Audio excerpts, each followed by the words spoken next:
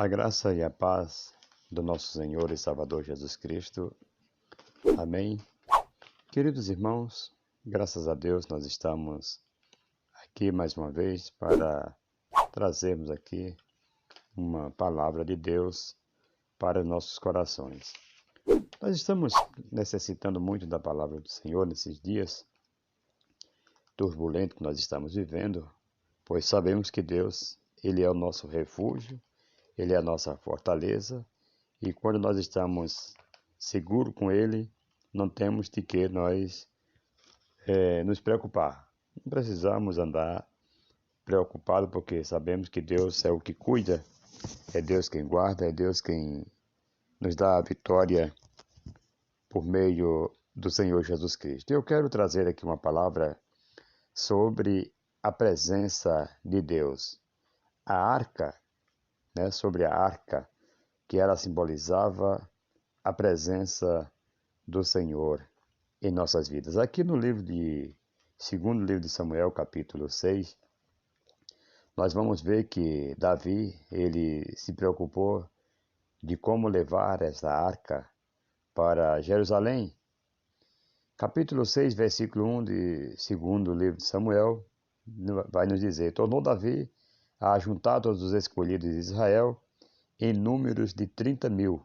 Vejam só, 30.000 para buscar uma arca, Levantou-se Davi e partiu com todo o povo que tinha consigo para Baalim de Judá, a fim de levarem de lá para cima a arca de Deus, sobre a qual se invoca o nome do Senhor dos Exércitos, que se assenta entre os querubins. Olha só. Puseram a arca de Deus em um carro novo. Aí Davi teve até uma preocupação, de colocar a arca em um carro novo. Porém, a preocupação, não teve preocupação de santificar o povo, Ele juntou 30.000 homens ali, não perguntou se eles estavam santificados, não perguntou como que estava a sua vida, E foi o caso de Uzá, quando ele foi defender a arca, nós vamos ver aqui mais para frente, que acabou sendo eliminado por causa que ele tentou segurar a arca. Então, versículo 3, puseram a arca de Deus em um carro novo e a levaram da casa de Abinadab, que está no alto da colina. Uzá e Aió, filhos de Abinadab, guiavam o carro novo. Levaram-no da casa de Abinadab, que estava no alto da colina, com a arca de Deus, e Aió ia adiante da arca. Davi e toda a casa de Israel alegravam-se perante o Senhor, com todo tipo de instrumento de pau, de faia, com harpas, com saltérios, com tamboris, com pandeiros e com símbolos. Quando chegaram à eira de Nacon, estendeu a usar a mão a arca, Estendeu a mão ali na arca de Deus e a segurou, porque os bois tropeçaram. Então a ira do Senhor se acendeu contra Uzá, e Deus os feriu ali por esta irreverência, e morreu ali junto à arca de Deus. Aí Davi se enfureceu, porque o Senhor irrompera contra Uzá, e chamou aquele lugar Pérez Uzá até o dia de hoje. Louvado seja o nome do Senhor. Pérez significa rompeu, tirou, louvado seja o nome do Senhor. Foi quando Deus ali irrompeu com a vida de Uzá. Louvado seja o nome do Senhor e Salvador Jesus Cristo. Então ali Davi ficou bravo. Davi, ele não gostou, mas em primeiro lugar Davi teria que ter se preocupado em santificar o povo para que não acontecesse essas tragédias, essas coisas que aconteceu ali com Uzá. Daí Davi, ele falou assim: como que eu posso levar a arca de Deus dessa maneira? Se Deus já eliminou, já acabou agora com Uzá. Aí Davi temeu, Versículo 9 vai dizer que Davi temeu ao Senhor naquele dia e disse: como virá a mim a arca do Senhor? Como que vai vir agora? Se ninguém pode tocar nela. Aí não quis Davi levar para si a arca do Senhor para a cidade de Davi, antes fê-la entrar na casa de Obed-edom, o geteu. Ficou a arca do Senhor na casa de Obed-edom, o geteu, 3 meses, e o Senhor abençoou a Obed-edom e a toda a sua casa. Louvado seja o nome do Senhor. Eu te faço uma pergunta agora. Quanto tempo que a presença de Deus está na tua vida? Quanto tempo que a presença de Deus está aí na sua casa? Eu te pergunto, alguma coisa tem mudado? Ou nós estamos tocando na arca de qualquer maneira? Louvado seja o nome do Senhor. Diz os historiadores que Obed-edom ele preparou um lugar para a arca e ele cuidava muito bem dessa arca. Nós temos que ter esse cuidado, né, de guardar a presença de Deus, de guardar a arca de Deus em nossa casa, em nosso coração, com o máximo de cuidado, porque a bênção de Deus virá sobre as nossas vidas, a transformação de Deus virá sobre as nossas vidas. Todas as boas dádivas que vêm do alto descendo, como diz, né, a Bíblia, vem do alto descendo do Pai da luz, em quem não há mudança nem sombra de variação. Então nós temos que guardar a presença de Deus para que Deus opere em nossas vidas, assim como fez na casa de Obed-edom. Nos faz lembrar de uma história de um jovem que ele se preocupou em guardar a presença de Deus consigo, mesmo apesar de tantas coisas, tantas lutas, tanta tribulação que ele veio enfrentando, mas ele não largou a arca por nada, não largou a presença de Deus por nada. Esse jovem chama-se José. José ele tinha consigo a presença de Deus e onde ele chegava, prosperava, como diz lá em Gênesis 39, versículo 2 ao 6, louvado seja o nome do Senhor, nós podemos ver que este jovem era abençoadíssimo. Vai nos dizer, o Senhor estava com José e ele tornou-se próspero e estava na casa do seu senhor egípcio. Vendo o seu senhor que Deus era com ele, veja só, vendo ali a Potifar que Deus era com José e que tudo que fazia o Senhor prosperava em suas mãos. Quem prosperava? O Senhor fazia prosperar nas mãos de José tudo que José colocava as mãos. Versículo 4. Achou José graça aos olhos dele e o servia. Ele os pôs por mordomo da sua casa e entregou nas suas mãos tudo o que tinha, desde que pôs por mordomo na sua casa e tudo o que tinha. O Senhor abençoou a casa do egípcio por amor de José. A bênção do Senhor estava sobre ele, tudo o que tinha, tanto na casa como no campo. Assim Potifar deixou tudo o que tinha nas mãos de José, de modo que de nada sabia do que estava com ele, a não ser do pão que comia. Ora, José era formoso de porte e de semblante. Agora, amados, aqui nós podemos ver que este jovem, ele tinha tanto a presença de Deus que em tudo que ele colocava as mãos, a presença de Deus. A Bíblia diz aqui que o próprio Deus fazia José prosperar. Se você tem essa presença de Deus na sua vida, algo tem que acontecer automaticamente. Algo novo tem que acontecer na sua vida. Tudo tem que dar certo, porque você tem a presença de Deus. José prosperou no cárcere, né? Você vai ver no capítulo 39, versículo 20 ao 23.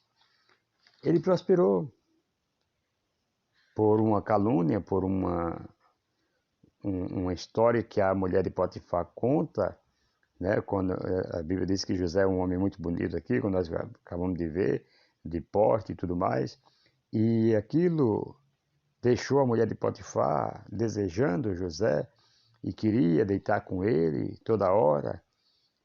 queria toda hora importunando José, chamando para deitar com ele. José falou assim: não vou pecar contra o meu Deus. Veja só, não vou aceitar que a presença de Deus saia da minha casa, do meu coração, da minha vida. Não, eu não vou aceitar isto.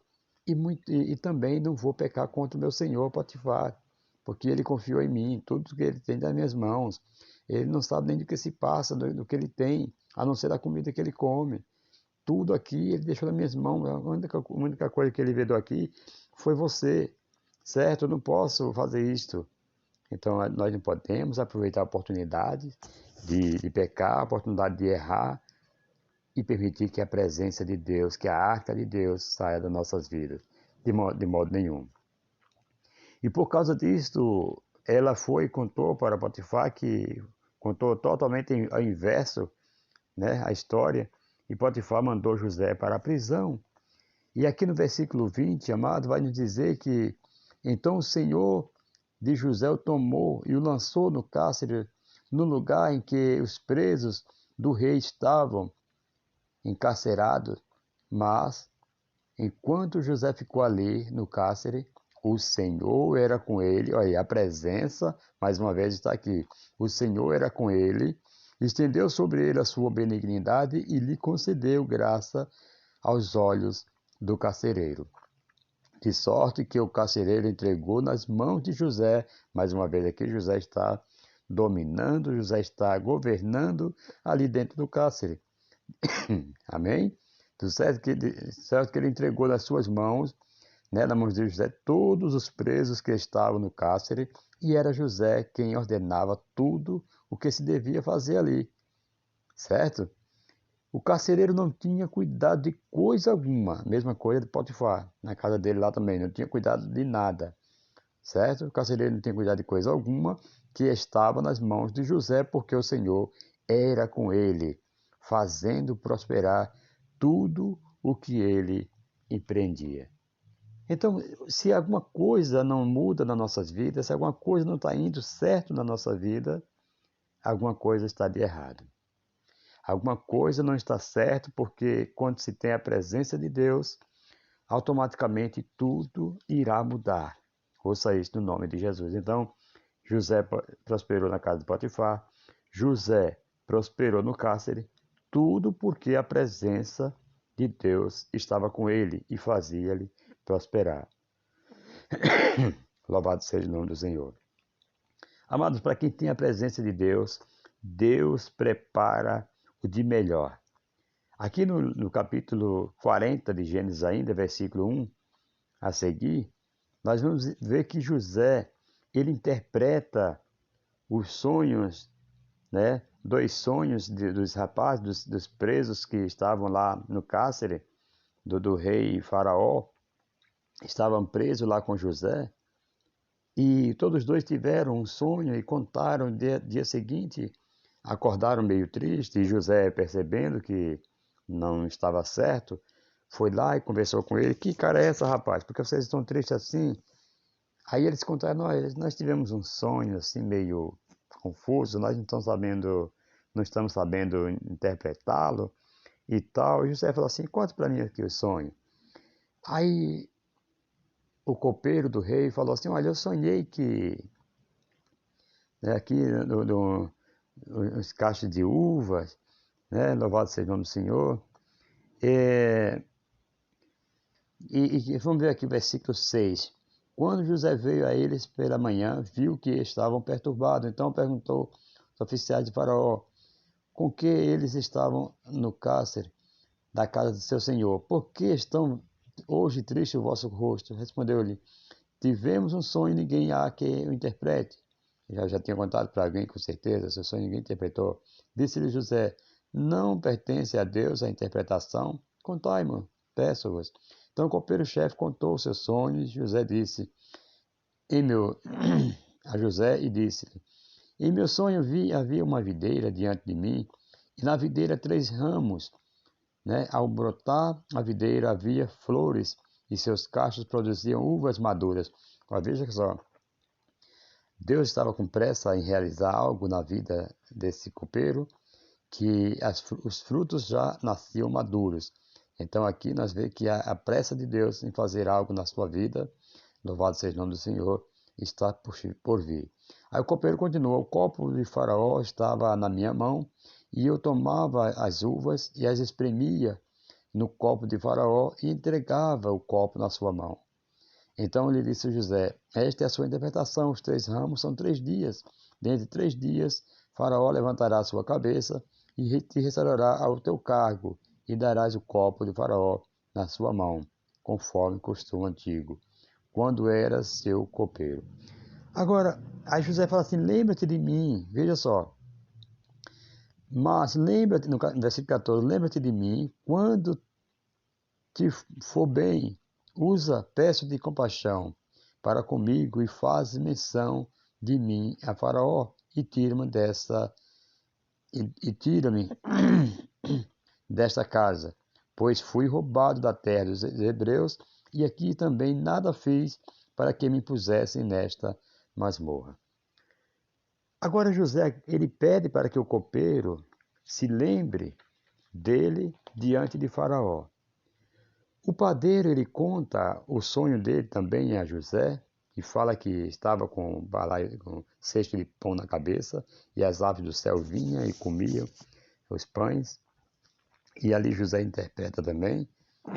José fala assim: olha, é o seguinte, rapaz, teu sonho aqui está meio... Mas é o seguinte, eu vou te falar a interpretação. Dentro de 3 dias, Faraó vai te enforcar, vai mandar matar. Era uma diversão, era um costume deles se divertir com a morte de alguém. Enquanto o copeiro ia servir ao rei, o padeiro iria morrer. Automaticamente ia ficar em aberto uma vaga para padeiro. E quando José pede para que o copeiro lembre dele diante de Faraó e intercedesse por ele ali, para que, quem sabe, Faraó desse ali algum serviço, algum trabalho para José, automaticamente o rei iria chamar José, talvez, sei lá, dar um treinamento ali para que ele fosse padeiro, no lugar do padeiro que servia Faraó, que Faraó iria enforcá-lo. Mas foi algo tão de Deus que Deus estava preparando. Às vezes nós achamos que Deus esqueceu de nós, porque Deus não nos dá aquilo que nós pedimos, que nós temos orado e não tem acontecido e tal. Mas se nós pararmos para pensar, quando Deus não dá algo para nós agora, é porque Deus está preparando o de melhor para nós lá na frente. E aquele copeiro esquece, né? Depois dos 3 dias, realmente aconteceu, ele voltou a ser copeiro do rei, a servir ao rei, e ele esqueceu de José. Mas Deus estava preparando ali um sonho. Deus estava preparando um sonho ali para Faraó. E Deus já estava dando ali a possibilidade de José se apresentar perante o Faraó para que ele fosse exaltado, né? Louvado seja o nome do Senhor. E agora está ali José na prisão, esquecido pelo homem, não por Deus. Deus estava trabalhando, mesmo no silêncio. Na sua vida também Deus está trabalhando no silêncio, você pode não estar percebendo. Jesus falou: que eu faço, não sabes tu agora, mas saberás depois. Deixa Deus trabalhar. Algo novo está por vir na sua vida. E ali, depois de um tempo, o Faraó sonha um sonho, e meio sinistro, um sonho assim meio duvidoso. Ele fala assim: olha, ele conta para os seus sábios para ver se alguém sabia interpretar o seu sonho. Ele fala: eu vi 7 vacas gordas subindo e 7 magras, e as magras devoravam as gordas, e elas permaneciam, as magras permaneciam magras como antes, parecia que não aconteceu nada. E vi também, dormi novamente e sonhei novamente do sonho, 7 espigas gordas, 7 magras, e as magras engoliam, devoravam as gordas. Aí ninguém soube interpretar. Daí quando, depois de muito tempo, estava o rei já perturbado, aí foi que o copeiro lembrou. Ah, Senhor, no meu pecado me lembro eu. Eu lembro quando nós estávamos presos, tinha um rapaz lá no cárcere conosco, um rapaz hebreu, né? Ele interpretou o sonho nosso e assim como ele contou, aconteceu. Nós contamos para ele o sonho e ele interpretou e aconteceu do jeito que ele falou. Eu voltei, foi restituído ao meu cargo e o meu colega foi enforcado. Aí o rei manda chamar José. Foram lá, chamaram José, barbearam ele, levaram à presença do rei. Chegou lá o Daniel, se apresenta, o rei conta o sonho das 7 vacas gordas, 7 vacas magras e tal, aquela confusão toda, das 7 espigas também e tal. E Daniel fala assim, ó rei, o sonho é um só, é que Deus tem pressa em realizar, né? Deus tem pressa em realizar esse negócio. É o seguinte, as 7 vacas gordas, senhor rei, são 7 anos de muita fartura, de que Deus vai mandar a bênção sobre o Egito, sobre a terra. E as 7 vacas magras são 7 anos de escassez, onde vai faltar tudo, né?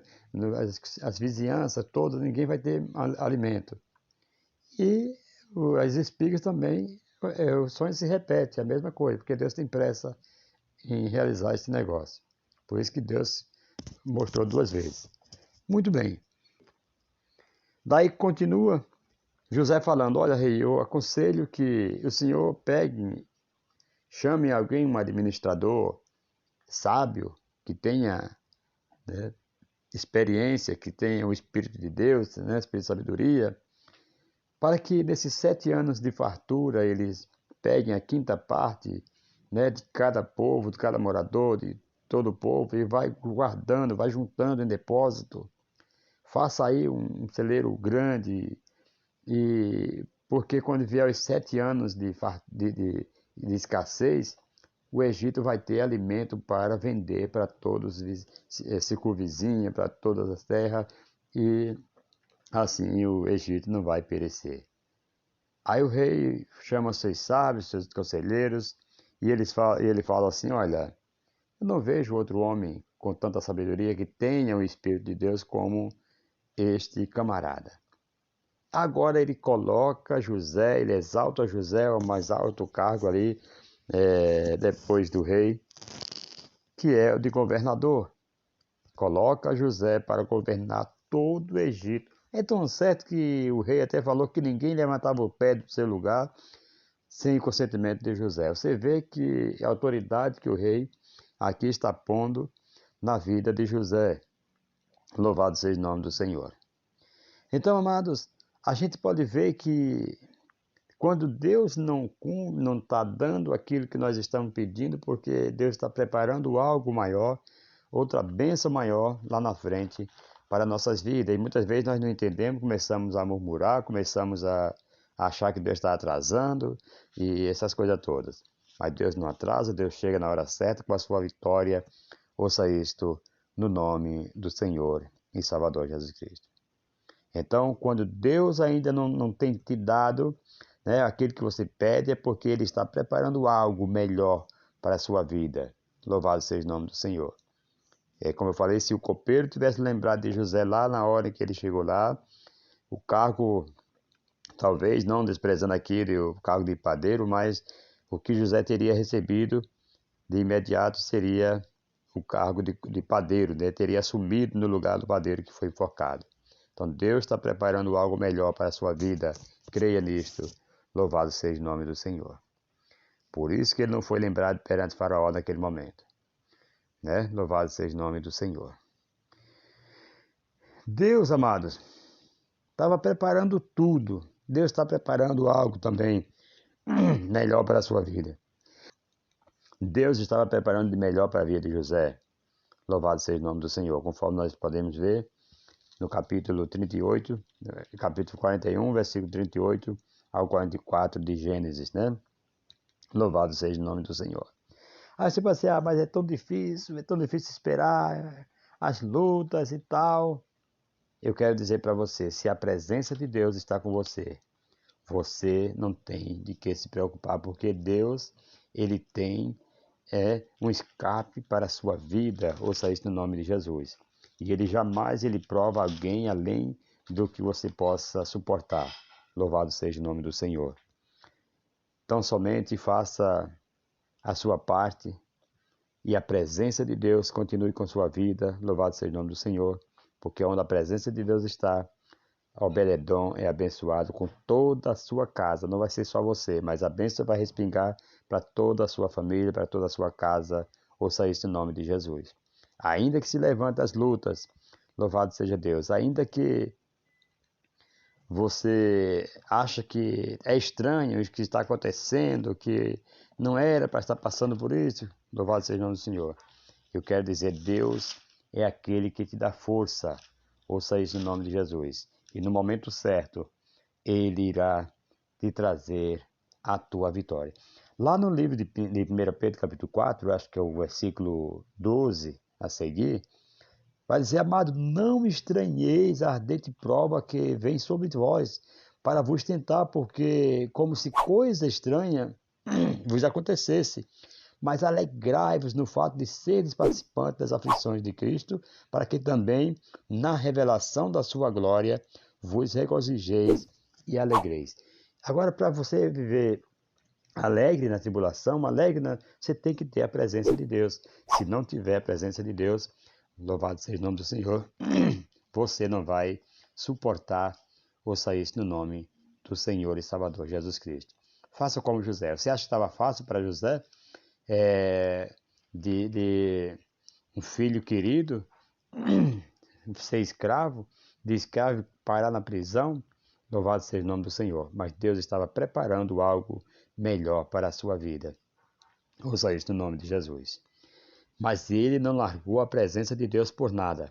Mesmo que ele teve a oportunidade de pecar, as escondidas e tudo mais, mas em primeiro lugar ele falou, jamais eu vou, ouça isso no nome de Jesus, entristecer, jamais eu vou trair o meu Deus, em primeiro lugar ele colocou, e o meu Senhor Potifar também, que me colocou como mordomo da sua casa. Louvado seja o nome do Senhor. Isto é presença. Não se atreva a sair do lugar sem a presença de Deus, porque você não vai ter prosperidade, você não vai ter bênção. Louvado seja o nome do Senhor. É como disse Moisés lá no livro de Êxodos, né? Capítulo 33, capítulo 33 de Êxodo, versículo, acho que é o 14 e o 15, que vai nos dizer, respondeu-lhe o Senhor, a minha presença irá contigo e tu, né? E te darei descanso. Ouça isso no nome de Jesus. Porque Moisés, ele questionou, porque Deus havia falado no capítulo 32, que a presença dele não iria mais com ele por causa da dureza do coração do povo lá na construção do bezerro de ouro. E Deus falou assim, eu não vou mais com você. Se eu for, eu vou destruir essa geração. Não vou, mas eu vou mandar um anjo ir com vocês aí e tal. Aí foi quando Moisés aqui ele fez a oração, pediu Senhor tal. Aí se humilhou, aí Deus falou assim, tudo bem, minha presença irá contigo.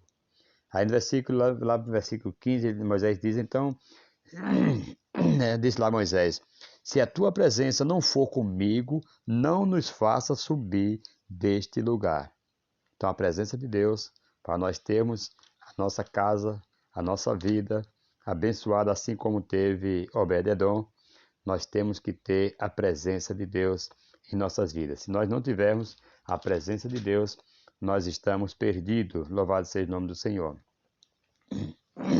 Aí Moisés ainda ele fala, acho que é lá no versículo 16, como se saberá se achamos graça aos teus olhos? Eu e teu povo, né, acaso não é não é por andar conosco, de modo que que somos separados? Aqui ele fala assim, ó, não é por acaso, não é pela tua presença que nós somos separados, eu e o teu povo, de todos os povos que há sobre a face da terra. Então aqui Moisés está falando, é pela tua presença, não é por eu ser bom, não é por eu ser, né, saber guerrear, não é pela tua presença que nós somos separados. Então, é por Deus, louvado seja o nome do Senhor. Faça assim e você terá a sua casa abençoada, terá a sua casa próspera, assim como teve Obededon lá, louvado seja o nome do Senhor. Que Deus abençoe, em nome do Senhor Jesus Cristo, e até a próxima, se Deus assim nos permitir, nós estaremos aqui trazendo outra porção da Palavra de Deus para a nossa meditação.